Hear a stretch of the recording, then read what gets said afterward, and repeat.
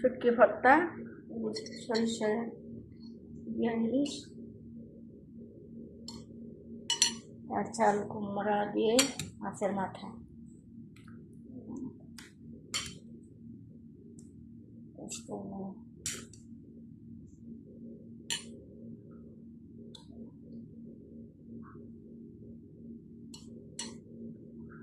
শুটকি ভর্তা,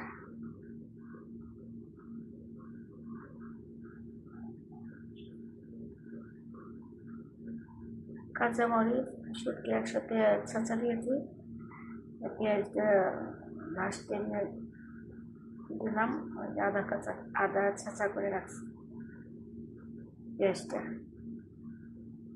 শুটকি ভর্তা মানে রসুন দিই না, পেঁয়াজ, কাঁচামরিচ, লবণ।